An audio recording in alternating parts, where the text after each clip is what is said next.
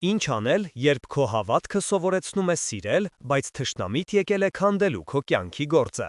Պատկերացրեք մի տեսարան, մի խաղաղ վարպետ, ում ձեռքերով քարը աղոթքի էր վերածվում, սեղմում է բռունցքները մինչև արյունը հոսի։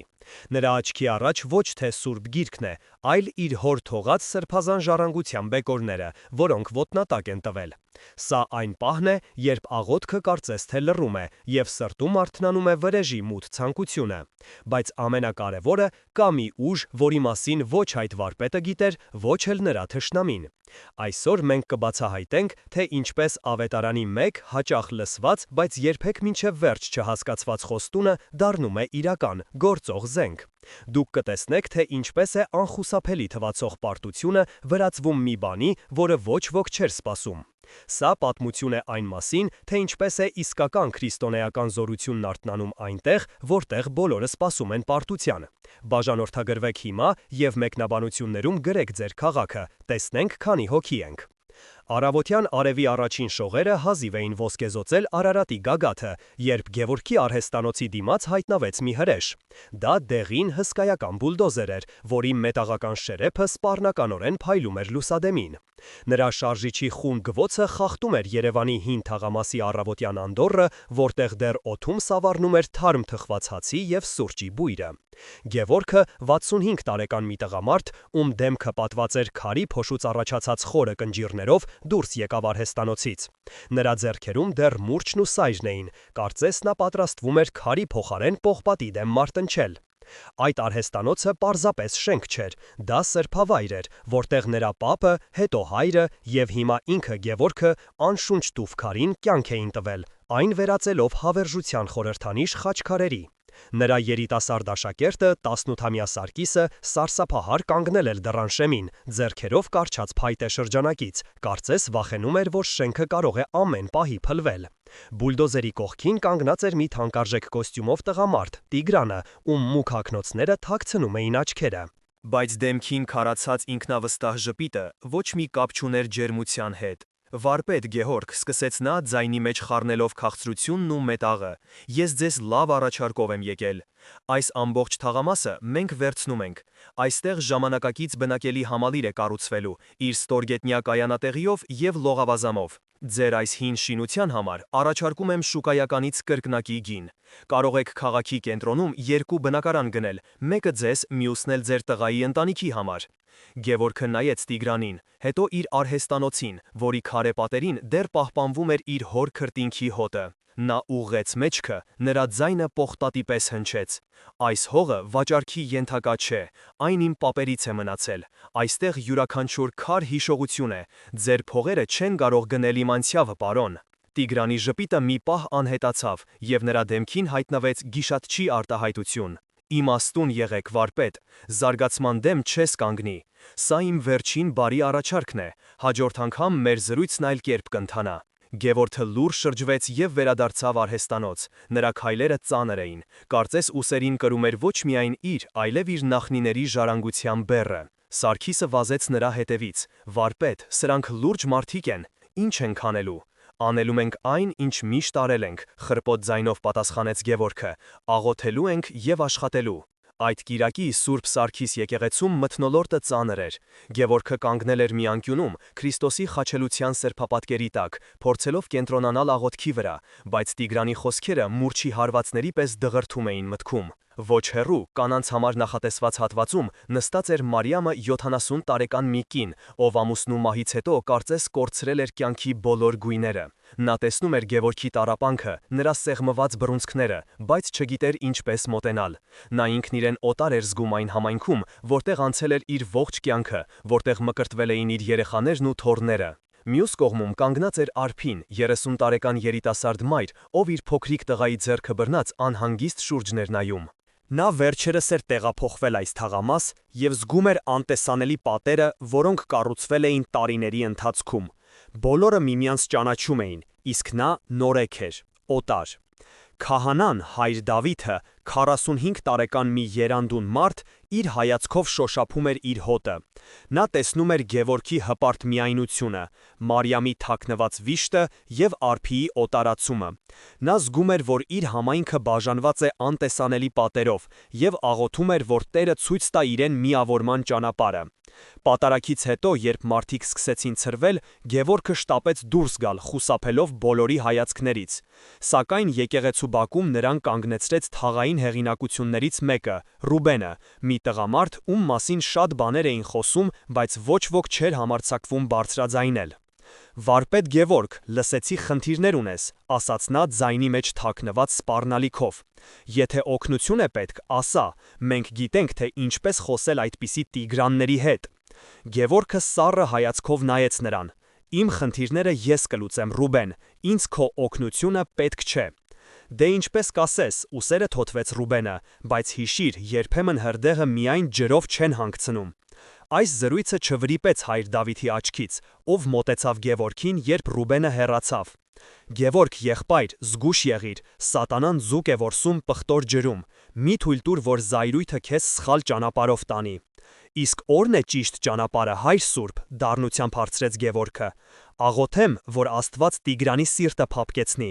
Նրա սիրտը քարից է, իսկ ես քարի լեզուն լավ գիտեմ»։ Գևորգը շրջվեց ու գնաց, թողնելով քահանային մտահոգ։ Նա գիտեր, որ Գևորգի հպարտությունը նույնքան վտանգավոր թշնամի էր, որքան Տիգրանի ագահությունը։ Եվ նա աղոթեց, որ Տերը իմաստություն տա իրեն, օգնելու այս կորած ոչխարին, մինչև նա ինքն իրեն գայլերի բաժին չդարձնի։ Հաջորդ կիրակի հայր Դավիթը բարձրացավ ամբիոն։ Նրա ձայնը հանգիստ էր, բայց թափանցում էր մինչև հոգու խորքը, կարծես յուրաքանչյուր բառ քշրադատված էր հավերժության կշեռքի վրա։ Նրա հայացքը սահեց եկեղեցում հավաքվածների վրայով, կանգ առնելով Գևորգի, Մարիամի և արփիի վրա։ Չնայած ֆիզիկական հեռավորությանը, կարծես միավորված էին միևնույն անտեսանելի ցավով։ Սիրելի հավատացյալներ, այսօր ես ուզում եմ խոսել ձեզ հետ մեր Տեր Հիսուս Քրիստոսի ամենահզոր և միևնույն ժամանակ ամենապարզ խոստումներից մեկի մասին։ Մատթեոսի ավետարանի 18-րդ գլխում նա ասում է. «Ուր երկու կամ երեք հոգի հավաքված են իմ անունով, այնտեղ ես նրանց մեջ եմ»։ Մենք հաճախ այս խոսքերը հասկանում ենք որպես համատեղ աղոթքի քաջալերանք, և դա ճիշտ է։ Բայց եկեք նայենք համատեքստին։ Այս խոսքերից անմիջապես առաջ Հիսուսը խոսում է մեղանչած եղբորը ներելու և հաշտվելու մասին։ Նա սովորեցնում է, որ եթե եղբայրդ չի լսում քեզ, վերցրու քեզ հետ մեկ կամ երկու հոգու, իսկ եթե նրանց էլ չլսի, ասա եկեղեցուն։ Հիսուսը խոսում է համայնքի, եկեղեցու, որպես Քրիստոսի մարմնի մասին։ Այն երկուսը կամ երեքը պարզապես մարդկանց քանակ չէ։ Դա եկեղեցու ամենափոքր կենդանի բջիջն է։ Դա այն միջուկն է, որտեղ ծնվում է միասնությունը։ Երբ մենք հավաքվում ենք նրա անունով, դա նշանակում է, որ մենք մեկ կողմ ենք դնում մեր եսը, մեր վիրավորանքներն ու հպարտությունը, և միավորվում ենք մեկ նպատակի՝ Քրիստոսին հետևելու շուրջ։ Այդ ժամանակ նա ինքն է ներկա լինում ոչ թե որպես հեռավոր դիտորդ, այլ որպես մեր միասնության կենդանի կենտրոն։ Հայր Դավիթը մի պահ լռեց, թույլ տալով, որ խոսքերը ներծծվեն ներկաների սրտերի մեջ, ապա շարունակեց, հայացքը սահեցնելով դեպի Գևորգը։ Մեր հայ ժողովրդի պատմությունը հենց այս խոսքերի վկայությունն է։ Երբ մենք մնացել ենք մենակ, երբ թշնամին շրջապատել է մեզ, ի՞նչն է մեզ փրկել։ Ոչ թե մեր զենքի ուժը, այլ մեր միասնությունը։ Մենք հավաքվել ենք մեր եկեղեցիների շուրջ, որոնք ոչ թե քարե շինություններ են, այլ հավատքի տներ։ Մենք դարձել ենք այն երկուսը կամ երեքը, և Քրիստոսը եղել է մեր մեջ։ Էջմիածինը, Գեղարդը, Խոր Վիրապը պարզապես պատմական հուշարձաններ չեն։ Դրանք վկայություններ են այն մասին, որ երբ հայ մարդը միավորվում է Քրիստոսի անունով, նա դառնում է անպարտելի։ Գևորգը լսում էր քարոզը, բայց նրա միտքը մեկ էր. ինչպես կարող է միասնությունը կանգնեցնել բուլդոզերը։ Նա փորձում էր աղոթել, բայց նրա աղոթքը պահանջ էր, ոչ թե խոնարհում։ Տեր, ուժ տուր ինձ, որ դիմակայեմ այս անարդարությանը։ Նա ուժ էր խնդրում իր համար, իր անհատական պայքարի համար։ Պատարագից հետո Մարիամը, հաղթահարելով իր ամոթխացությունը, մոտեցավ արփիին։ «Դուստրս, լսեցիր հայր Սուրբի խոսքերը, երկուսը կամ երեքը, Մենք այս եկեղեցում հարյուրավոր ենք, բայց կարծես յուրաքանչյուրս մենակ է իր ցավի մեջ։ Արփին տխուր ժպտաց, փոքրիկի ձեռքը ավելի ամուր սեղմելով։ Ճիշտ եք, տիկին Մարիամ, ես ամեն կիրակի գալիս եմ այստեղ, հույս ունենալով ընտանիքի անդամ դառնալ, բայց կարծես անտեսանելի լինեմ։ Նրանք երկուսն էլ նայեցին Գևորգին, ով արագ դուրս էր գալիս եկեղեցուց, կարծես փախչում էր ոչ միայն մարդկանցից, այլև իր սեփական մտքերից։ Այդ երեկո Գևորգի տանը լարվածությունն օդում կտրելու բան էր։ Սեղանին դրված ընթրիքը սառել էր, իսկ ընտանիքի անդամները նստած էին լուռ, յուրաքանչյուրը իր մտքերի գերին։ Լռությունը խախտեց Գևորգի կրտսեր եղբայրը, Լևոնը, մի գործնական և թաքարյուն տղամարդ, ով աշխատում էր որպես իրավաբան և հավատում էր միայն փաստաթղթերի և օրենքի ուժին։ Եղբայր, մինչ երբ ենք այսպես նստելու։ Լսիր, ես հասկանում եմ քո սկզբունքները, բայց սա այն դեպքը չէ, որտեղ ավետարանը կօգնի։ Այս Տիգրանը հասկանում է միայն ուժի լեզուն։ Ես իմ կապերն ունեմ, կարող ենք նրա վրա այնպիսի կեղտ գտնել, որ նա կմոռանա ոչ միայն քո արհեստանոցի, այլև իր անվան մասին։ Կամ կարող ենք մի երկու լավ տղայի խնդրել, որ նրա հետ զրուցեն։ Գեհորգի կինը, Անահիտը, մի հեզ և բարի կին, սարսափահար նայեց ամուսնու եղբորը։ Լևոն, ինչ ես ասում, մենք քրիստոնյա մարդիկ ենք, ինչպես կարող ենք այդպիսի բաների դիմել։ Գևորգը, ով մինչ այդ լուռ էր, վերցրեց սեղանին դրված հին կաշեկազմ ավետարանը, որը նրա պապից էր մնացել։ Լևոն, ես քեզ հասկանում եմ, հանգիստ սկսեց նա, բայց մենք մեր ճանապարհն ունենք։ Տերն ասում է մյուս այտդ դարձրու, կտրուկ ընդհատեց Լևոնը, բայց սա այն դեպքը չէ, երբ ապտակում են, սա այն դեպքն է, երբ փորձում են գլուխդ կտրել։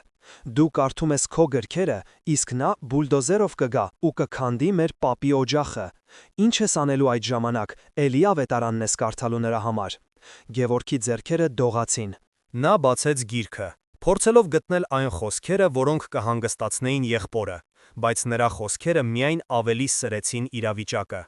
Նրա փորձը փոխանցելու Քրիստոսի խորհրդի էությունը ընտանիքը բաժանեց երկու ճամբարի։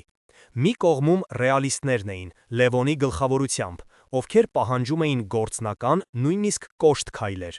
իսկ մյուս կողմում իդեալիստները, Անահիտը, ով հավատում էր աղոթքի և հավատքի զորությանը։ Գևորգը հայտնվեց երկու կրակի արանքում, իր հավատքի և իր ընտանիքի միջև, և հասկացավ, որ թշնամին ոչ միայն դրսում է, այլև ներսում, իր սեփական տանը, իր սեփական սրտում։ Հաջորդ շաբաթվա ընթացքում Տիգրանը փոխեց իր մարտավարությունը։ Նա այլևս չէր գալիս առաջարկներով։ Փոխարենը Գևորգի արհեստանոցի շուրջ սկսվեց անտանելի իրավիճակ ստեղծվել։ Շինարարական մեքենաները միտումնավոր փակում էին արհեստանոցի մուտքը, խոչընդոտելով հաճախորդների մուտքը, բանվորները բարձր, անճաշակ երաժշտություն էին միացնում, իսկ հսկայական բեռնատարները այնպիսի փոշի էին բարձրացնում, որ Գևորգը ստիպված էր դադարեցնել աշխատանքը։ Գևորգը փորձեց լուծել խնդիրը մարդկային միջոցներով, նա զանգահարեց ոստիկանություն։ Երկու երիտասարդ ոստիկան եկան, անտարբեր հայացքով զրուցեցին շինարարության ղեկավարի հետ, ով նրանց ձեռքը ինչ-որ թուղթ սեղմեց, ապա ուսերը թոթվեցին և ասացին. «Վարպետ ջան, շինարարություն է, աղմուկ էլ կլինի, փոշի էլ, ինչ կարող ենք անել, փաստաթղթերը կարգին են»։ Գևորգը հասկացավ, որ Տիգրանի ազդեցությունը հասել էր նաև այնտեղ։ Հուսահատված նա փորձեց խոսել բանվորների հետ։ «Տղերք, հայեք, հասկացեք, սա սուրբ տեղ է, այստեղ հացի քար են կերտում»։ Բանվորներից մեկը, մի կոպիտ տղամարդ, ծիծաղեց. «Պապի, մենք էլ մեր հացի փողն ենք աշխատում, քո քարերը մեր երեխաներին չեն կերակրելու»։ Այդ երեկո, ընտանեկան լարված ընթրիքից հետո, երբ Լևոնը հերթական անգամ պնդում էր, որ պետք է իրենց լեզվով խոսել, Գևորգը գնաց իր արհեստանոց։ Նա նստեց անավարտ խաչքարի մոտ, որի վրա աշխատում էր վերջին ամիսներին, և նրա հոգին լցվեց անզորության զգացումով։ Նա հիշեց հայր Դավիթի քարոզը. «Սիրիր թշնամուդ, մյուս այթդ դարձրու», բայց ինչպես սիրել մեկին, ով ոտնահարում է քո ամենանվիրականը։ Միգուցե նա սխալ էր հասկանում Տիրոջ խոսքերը։ Միգուցե սերը պարզապես զգացմունք չէ, այլ գործողություն։ Այդ գիշեր նա որոշում կայացրեց։ Նա որոշեց անել մի բան, որը հակասում էր իր ողջ բնույթին, իր հպարտությանը։ Նա որոշեց առաջին քայլն անել։ Հաջորդ առավոտ, հաղթահարելով իր ներքին դիմադրությունը, Գևորգը վերցրեց մի փոքրիկ, նրբորեն քանդակված խաչքար, որը նա պատրաստել էր տարիներ առաջ, և գնաց Տիգրանի գրասենյակ։ Շքեղ ապակեպատ շենքի ընդունարանում նրան երկար սպասեցրին, բայց ի վերջո թույլ տվեցին մտնել։ Տիգրանը նստած էր իր հսկայական սեղանի հետևում, նրա դեմքին զարմանքի և արհամարհանքի խառնուրդ կար։ «Ինչ ես ուզում, ծերուկ», հարցրեց նա։ Գևորգը խորը շունչ քաշեց և խաչքարը դրեց սեղանին։ «Սա քեզ համար է», հանգիստ ասաց նա։ «Թող Աստված օրհնի քո աշխատանքը»։ Տիգրանը մի պահ լուռ նայեց Գևորգին, հետո վերցրեց խաչքարը։ Նա զննեց այն, մատներով շոշափեց նուրբ քանդակները, կարծես գնահատում էր աշխատանքը։ Գևորգի սրտում հույսի մի փոքրիկ կայծ բռնկվեց, բայց հետո Տիգրանը արհամարհական ժպտաց և առանց մի խոսք ասելու խաչքարը նետեց իր սեղանի կողքին դրված աղբամանի մեջ։ Մարմարի և մետաղի բախման ձայնը որոտի պես հնչեց լուռ սենյակում։ «Ինձ քո քարերը պետք չեն», սառը ասաց Տիգրանը, «ինձ քո հողն է պետք, և դու այն ինձ կտաս, հիմա դուրս»։ Գևորգը դուրս եկավ գրասենյակից։ Նա ջախջախված էր, նվաստացումը այրում էր նրա այտերը։ Նրա միամիտ փորձը կիրառելու Քրիստոսի խորհուրդը ոչ միայն ձախողվել էր, այլև նրան դարձրել էր ծաղրի առարկա։ Նա քայլում էր Երևանի փողոցներով, չնկատելով ոչինչ։ Նրա մտքում միայն մեկ հարց էր պտտվում. «Ինչու, Տեր, ինչու»։ Նա զգում էր, որ իր հավատքը ճաքեր է տալիս։ Մարդկային բանականությունը գոռում էր, որ նա հիմարություն է արել, որ պետք էր լսել Լևոնին, իսկ աստվածային իմաստությունը լուռ էր։ Այդ երեկո նա գնաց եկեղեցի, այն դատարկ էր, միայն մոմերի լույսն էր պարում քարե պատերին։ Հայր Դավիթը այնտեղ էր, աղոթում էր խորանի առաջ։ Նա զգաց Գևորգի ներկայությունը և շրջվեց։ Տեսնելով վարպետի հուսահատ դեմքը, նա ամեն ինչ հասկացավ։ Նա չհարցրեց, թե ինչ է պատահել, փոխարենը նա մոտեցավ և ձեռքը դրեց Գևորգի ուսին։ Երբեմն, եղբայր, մեր առաջին քայլը դեպի Քրիստոս մեզ տանում է ոչ թե դեպի հաղթանակ, այլ դեպի Գողգոթա։ Նա չի խոստացել մեզ հեշտ ճանապարհ, նա խոստացել է, որ ինքը մեզ հետ կլինի այդ ճանապարհին։ Դու փորձեցիր գործել սիրով, բայց մոռացար, որ սերը ոչ միայն զգացմունք է, այլև իմաստություն։ Մենք պետք է լինենք իմաստուն, ինչպես օձերը, և միամիտ, ինչպես աղավնիները։ Քո քայլը աղավնու քայլ էր, բայց այնտեղ օձի իմաստությունը պակասում էր։ Գևորգը նայեց քահանային։ Իսկ որտեղից գտնել այդ իմաստությունը, հայր Սուրբ։ Այնտեղից, որտեղից միշտ գտել ենք, պատասխանեց հայր Դավիթը, մատնացույց անելով ավետարանը, բայց ոչ թե մենակ, այլ միասին։ Քրիստոսի խորհուրդը ոչ թե անհատի, այլ եկեղեցու համար է։ Եկ միասին փնտրենք այն։ Եվ այդ գիշեր, դատարկ եկեղեցում, նրանք երկուսով սկսեցին ուսումնասիրել Տիրոջ խոսքերը, փնտրելով ոչ թե հեշտ պատասխաններ, այլ խորը, աստվածային իմաստություն, որը կարող էր լուսավորել նրանց մութ ճանապարհը։ Մի գիշեր Գևորգը արթնացավ բարձր շխկոցից։ Սիրտը բերանում, նա վազեց դեպի արհեստանոց։ Դուռը կոտրված էր, փայտե տախտակները ցցված էին տարբեր ուղղություններով, կարծես ինչ-որ հրեշ փորձել էր ներս մտնել։ Իսկ ներսում տիրում էր քաոս, գործիքները շաղ տված էին, փոքր խաչքարերը տապալված, բայց ամենասարսափելին կենտրոնում էր։ Այնտեղ, պատվանդանի վրա, դրված էր մի խաչքար, որը նա համարյա ավարտել էր։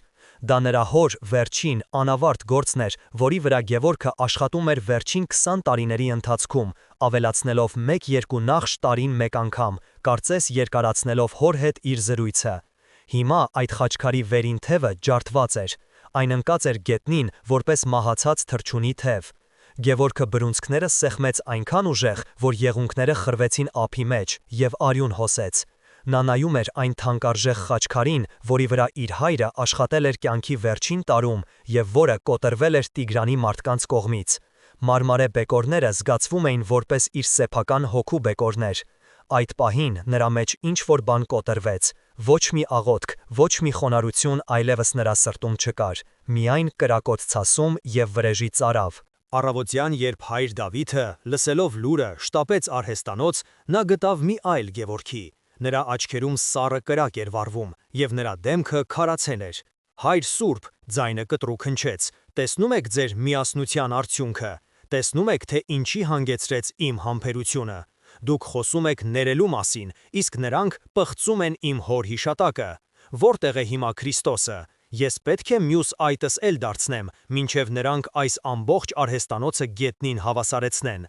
Գևորգ, եղբայրս, հանգստացիր, փորձեց մեղմել քահանան։ Սա սատանայի սադրանք է, որպեսի քո սրտում ատելություն սերմանի։ Ոչ, սա այլևս հավատքի հարց չէ, սա պատվի հարց է։ Ես նրանց ցույց կտամ, թե ինչ է նշանակում անարգել հայի օջախը, ես կպայքարեմ նրանց մեթոդներով։ Գևորգը ամբողջովին մերժում էր քահանայի խորհուրդը։ Նրա համար Հիսուսի խոսքերը դարձել էին անիմաստ, անզոր գեղեցիկ արտահայտություններ։ Մարդկային բանականությունը, ակն-ընդ-ական սկզբունքը, ամբողջովին տիրել էր նրա մտքին։ Նա սկսեց մտածել, թե ինչպես կարող է վնասել Տիգրանի շինարանական տեխնիկան։ Նա մտածում էր վրեժի մասին, որը քաղցր էր թվում, բայց իրականում հոգին թունավորող մահացու թույն էր։ Սակայն Տիգրանը նրանից առաջ ընկավ։ Մի քանի օր անց տեղական թերթերից մեկում հայտնվեց մի զրպարտչական հոդված։ Այնտեղ Գևորգը ներկայացվում էր որպես համառ ծերունի, ով խոչընդոտում է քաղաքի զարգացմանը, իսկ նրա արհեստանոցը որպես անօրինական շինություն, որը պետք է քանդվի։ Հոդվածում նաև ակնարկներ կային, թե իբր Գևորգը խաբեությամբ է տիրացել այդ հողին։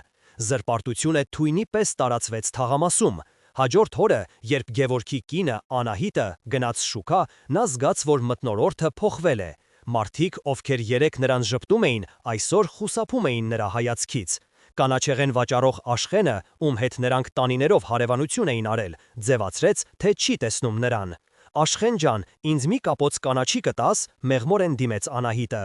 Աշխենը առանց նրա կողմը նայելու կոպտորեն պատասխանեց. վերջացել է։ Անահիտը քարացավ, նրա աչքերը լցվեցին արցունքով։ Նա հասկացավ, որ Տիգրանի հարվածը ուղղված էր ոչ թե քարե պատեին, այլ նրանց բարի անվանը, նրանց պատվին։ Ճնշումը դարձել էր ոչ թե վերացական, այլ ֆիզիկապես շոշափելի։ Այդ երեկո ընտանիքում փոթորիկ սկսվեց։ Լևոնը թերթը շպրտեց սեղանին։ Ահա քո սիրո եւ համբերության արդյունքը, Գևորգ։ Մինչ դու աղոթում էիր, նա մեր անունը ցեղի հետ հավասարեցրեց։ Ինչ կասեն մարդիկ։ Մեր երեխաները դպրոց են գնում։ Ինչպես պետք է նրանք մարդկանց աչքերին նայեն։ Այս անգամ նույնիսկ Անահիտը չպաշտպանեց Գևորգին։ Նա նստած էր լուռ, եւ նրա դեմքին արտահայտված էր խորը ցավ։ Գևորգը զգաց, որ կորցնում է ոչ միայն իր արհեստանոցը, այլև իր ընտանիքի հարգանքը։ Նա հայտնվել էր հոգևոր փակուղում։ Հիսուսին հետևելու իր փորձերը միայն ավելի էին բարդացրել իրավիճակը։ Նա դեռ հավատում էր Տիրոջ խոսքերին, բայց սկսում էր կասկածել, թե արդյոք ճիշտ է դրանք մեկնաբանում։ Միգուցե իրականում պետք էր փողզիջման գնալ։ Միգուցե քրիստոնեական արժանապատվությունը պահանջում էր ոչ թե խոնարհություն, այլ պայքար։ Այս հարցերը տանջում էին նրան, եւ նա պատասխան չէր գտնում։ Այդ գիշեր Գևորգը չկարողացավ քնել։ Նա նստած էր իր կոտրված արհեստանոցում լիակատար հուսահատության մեջ, շրջապատված իր նախնիների ստվերներով։ Վրեժի ծրագրերը, որոնք օրվա լույսի ներքո այդքան գրավիչ էին թվում, գիշերվա խավարում բացահայտեցին իրենց սնանկությունը։ Նա հասկացավ, որ եթե նույնիսկ վնասի Տիգրանի տեխնիկան, դա ոչինչ չի փոխի։ Տիգրանն ավելի հզոր էր, ավելի հարուստ։ Նա պարզապես կգներ նորը եւ ավելի դաժանորեն կշարունակեր իր հարձակումը։ Գևորգը զգաց իր լիակատար անզորությունը։ Ջարդված խաչքարի կողքին դրված էր հայր Դավիթի թողած ավետարանը։ Մեխանիկորեն Գևորգը վերցրեց այն։ Նրա մատները սահեցին էջերի վրայով եւ կանգ առան հենց այն հատվածի վրա, որը նրանք կարդում էին։ Նրա աչքերը ընկան ոչ միայն 20-րդ համարի վրա, որտեղ 2-ը կամ 3-ը, այլ նաև դրան նախորդող համարների վրա։ Եթե քո եղբայրը մեղանչի քո դեմ, գնա եւ հանդիմանիր նրան։ Եթե քեզ չլսի, քեզ հետ վերցրու եւս մեկին կամ երկուսին։ Եթե նրանց էլ չլսի, ասա եկեղեցուն։ Եվ այդ պահին արհեստանոցի լռության մեջ տեղի ունեցավ հրաշք։ Ոչ թե արտաքին, այլ ներքին։ Գևորգի աչքերից կարծես թեփ ընկավ։ Նա հանկարծ հասկացավ։ Նա հասկացավ իր սխալը, իր հոգևոր կուրությունը։ Հիսուսը չէր ասում, եթե դու մենակ աղոթես, ես քեզ հետ կլինեմ։ Նա չէր ասում, պայքարիր մենակ եւ ես քեզ ուժ կտամ։ Նա խոսում էր եկեղեցու, համայնքի, մարմնի մասին։ Զորությունը ոչ թե Գևորգի մեջ էր, այլ 2-ի կամ 3-ի միասնության մեջ։ Քրիստոսի ներկայությունը պարզապես մխիթարող զգացողություն չէր, այն ակտիվ, գործող ուժ էր, որը դրսևորվում էր հավատացյալների միավորված մարմնի միջոցով։ Նա գիտակցեց, որ ինքը փորձում էր լինել միայնակ քրիստոնյա հերոս, մինչդեռ Քրիստոսը նրան կանչում էր լինելու միասնական մարմնի անդամ։ Նրա թշնամին Տիգրանը չէր, Տիգրանը պարզապես գործիք էր։ Իրական թշնամին բաժանման, ագահության և մեկուսացման ոգին էր, որը ներկայացնում էր Տիգրանը, և որին ինքը Գևորգը քիչ էր մնում զոհ գնար իր հպարտության և զայրույթի պատճառով։ Ասա եկեղեցուն։ Այս խոսքերը հանկարծ նոր իմաստ ստացան։ Դա նշանակում էր կիսել բեռը, կիսել ցավը, կիսել պայքարը։ Դա նշանակում էր թույլ տալ, որ Քրիստոսը գործի ոչ թե միայն իր, այլ ամբողջ համայնքի միջոցով։ Այդ գիշեր Գևորգն առաջին անգամ ճիշտ աղոթեց։ Նա չխնդրեց ուժ իր համար, նա խնդրեց խոնարհություն, ընդունելու իր թուլությունը և դիմելու իր եղբայրներին ու քույրերին։ Նա խնդրեց իմաստություն, հասկանալու թե ինչպես կարելի է կառուցել այն միասնությունը, որի մասին խոսում էր Տերը։ Այդ գիշեր նա հասկացավ, որ իր հոր կոտրված խաչքարը կարող է դառնալ ոչ թե պարտության, այլ մի նոր, ավելի ամուր միասնության հիմնաքարը։ Հաջորդ օրը լիակատար հուսահատության մեջ նա մեքենա նստեց և առանց որևէ մեկին ասելու ուղևորվեց դեպի Գեղարդի վանք։ Նա պետք է մենակ մնար Աստծո հետ, հասկանալ, թե որն է իր ճանապարհը։ Նա չէր աղոթում, նա պարզապես նստած էր ժայռափոր եկեղեցու լռության մեջ, դատարկության մեջ։ Եվ այդ դատարկության մեջ նա տեսավ մի տեսարան, որը փոխեց ամեն ինչ։ Մի խումբ երեխաներ խաղում էին վանքի բակում։ Նրանցից մեկը, մի չարաչճի տղա, քար վերցրեց և նետեց մի թափառող շան վրա։ Շունը ցավից կենկենգաց։ Մոտակայում աշխատող մի ծեր վանական, տեսնելով դա, հանգիստ մոտեցավ, վերցրեց այն նույն քարը, որով տղան հարվածել էր շանը։ Գևորգը սպասում էր, որ վանականը կբարքանա, կհանդիմանի տղային, կամ գուցե քարը հետ կնետի։ Բայց վանականը ոչինչ չարեց։ Նա քարը ձեռքին պահած, մոտեցավ վանքի կիսավեր պարսպին և զգուշորեն դրեց այն պատի հիմքում, մի դատարկ տեղում։ Եվ այդ պահին Գևորգի մեջ մի բան շրջվեց։ Նրա միտքը լուսավորվեց մի հասկացողությամբ, որն այնքան պարզ էր, բայց և այնքան խորը, որ նա զարմացավ, թե ինչպես մինչ այդ չէր հասկացել. «Սիրիր թշնամուդ»։ Դա չի նշանակում հանդուրժել չարը, դա չի նշանակում թույլ տալ, որ քեզ ոչնչացնեն։ Դա նշանակում է չարի էներգիան վերածել արարչագործության։ Դա նշանակում է վերցնել այն քարը, որով քեզ հարվածում են, և այն դնել քո տան, քո եկեղեցու, քո համայնքի հիմքում։ Չզիջել, այլ վերահասցեագրել հարվածը։ Տիգրանի ատելությունը, նրա ագահությունը, նրա հարձակումները, այս ամենը քարեր էին, որոնք նա նետում էր Գևորգի վրա։ Եվ Գևորգը մինչև հիմա փորձում էր կամ այդ քարերը հետ նետել, կամ դրանց տակ թաքնվել։ Բայց Քրիստոսը առաջարկում էր երրորդ ճանապարհը՝ վերցնել այդ քարերը և դրանցով կառուցել։ Կառուցել ոչ թե պատ, որը կբաժանի, այլ տաճար, որը կմիավորի։ Նրա պայքարը Տիգրանի դեմ չէր, նրա պայքարը ատելության էներգիան սիրո էներգիայի վերածելու համար էր։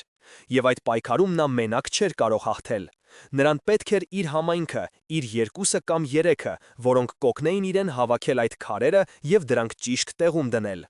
Գևորգը վեր կացավ։ Նրա դեմքին այլևս հուսահատություն չկար, կար խաղաղություն և վճռականություն։ Նա գիտեր, թե ինչ պետք է անի։ Երբ Գևորգը Գեղարդից վերադարձավ Երևան, նա այլ մարդ էր։ Նրա քայլվածքը վստահ էր, իսկ աչքերում վառվում էր մի լույս, որը վաղուց մարել էր։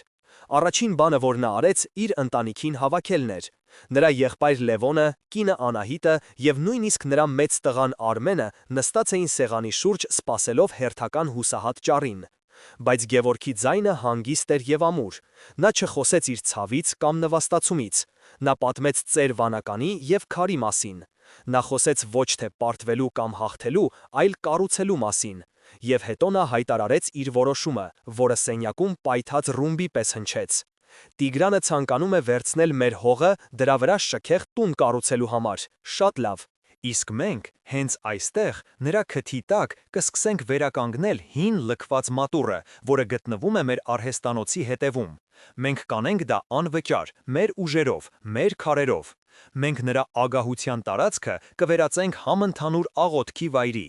Լևոնը ոտքի թռավ։ Նրա դեմքը կարմրել էր զայրույթից։ Դու խելագարվելի ես, սա ինչ է հերթական կատակը։ Մինչ դու մատուռ կկառուցես, նա բուլդոզերով կմտնի ու կքանդի և մատուռդ, և արհեստանոցդ։ Սա ինքնասպանություն է։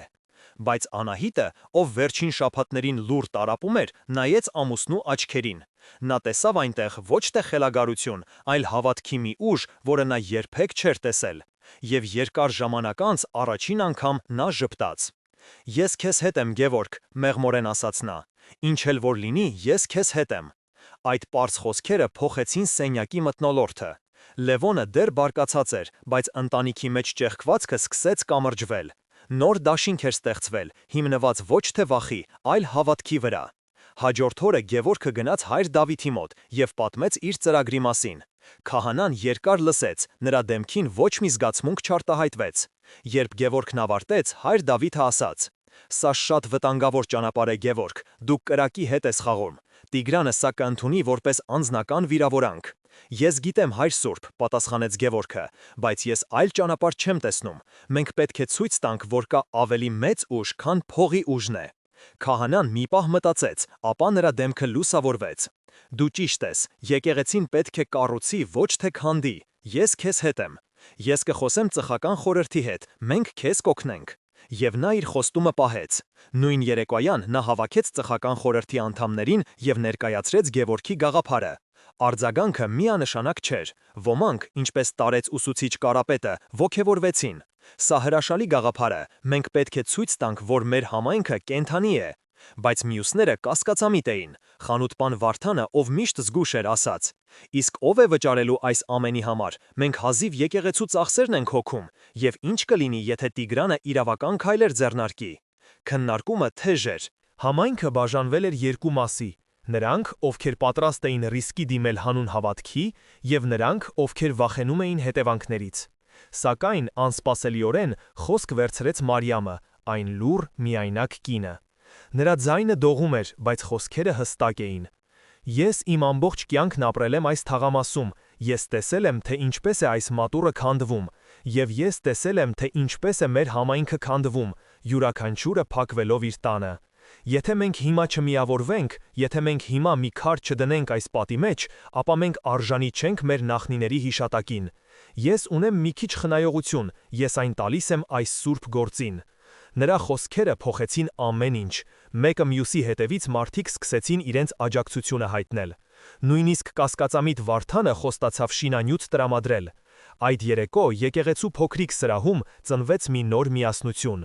Այն երկուսը կամ երեքը սկսեցին բազմանալ, եւ Գևորգը հասկացավ, որ ինքն այլևս մենակ չէ, նա ուներ իր եկեղեցին։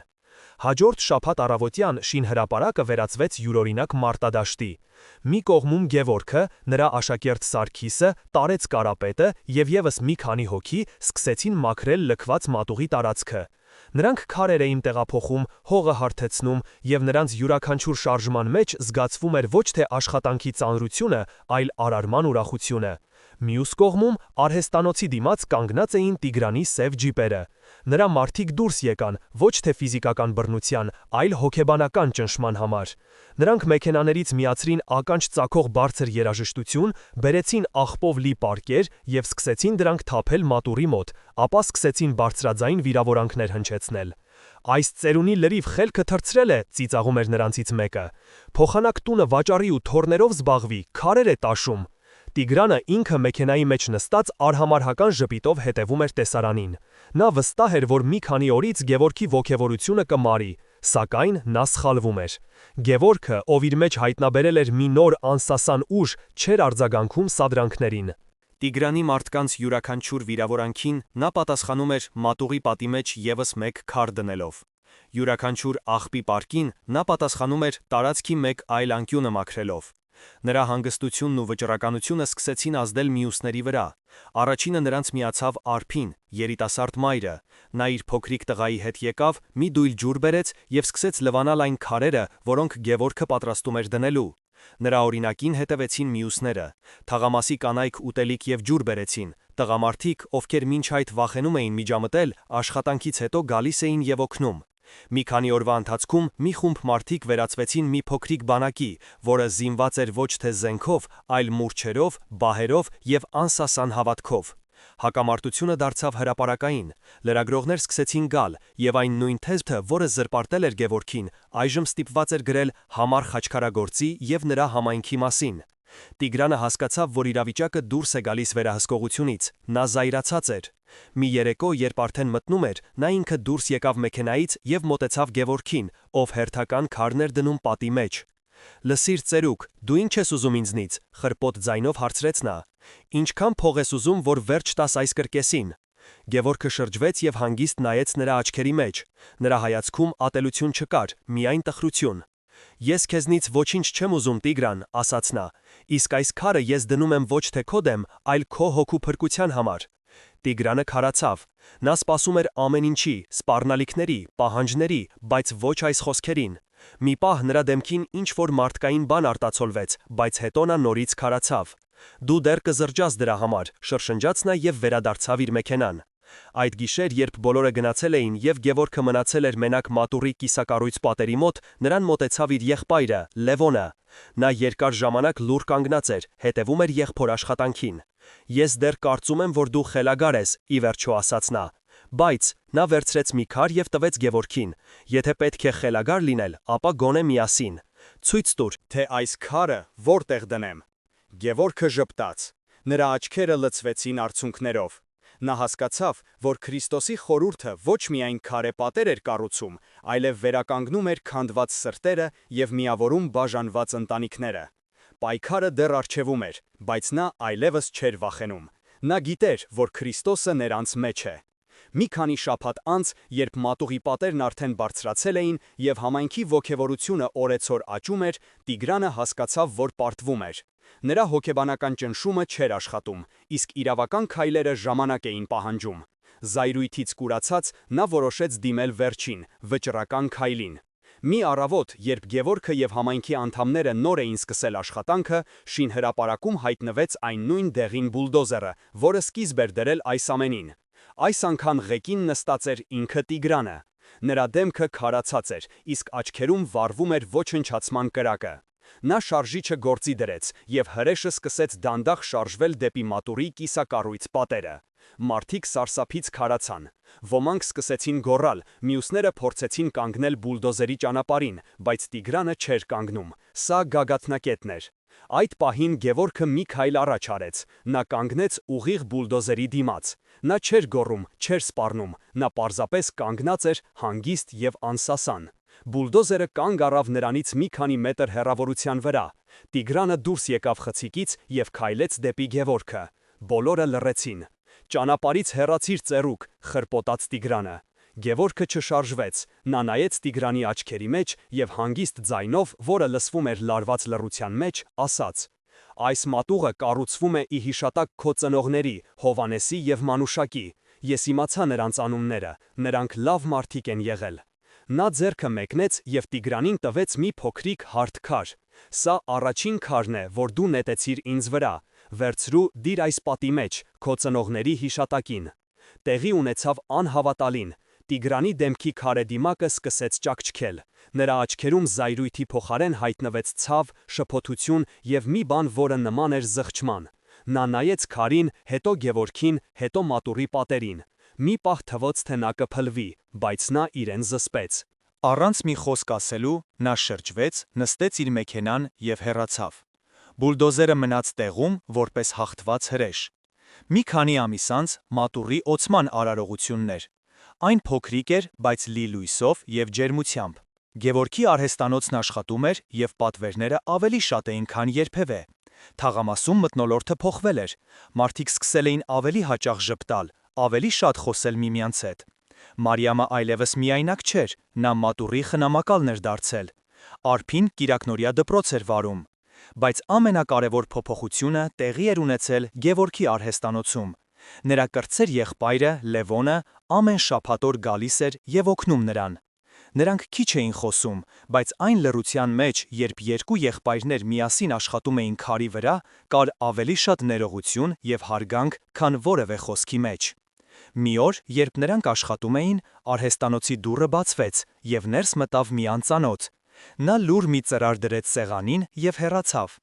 Ծրարի մեջ մեծ գումար կար և մի գրություն՝ «Իմ ծնողների հիշատակին»։ Ստորագրություն չկար։ Բայց Գևորգը գիտեր, թե ումից է դա։ Նա հասկացավ, որ Տիրոջ ճանապարհները անքննելի են, եւ սիրո սերմը, որ նա ցանել էր, ծլել էր ամենաանսպասելի հողում։ Սիրելի եղբայրներ եւ քույրեր, Գևորգի պատմությունը մեզ սովորեցնում է մի կարևոր դաս։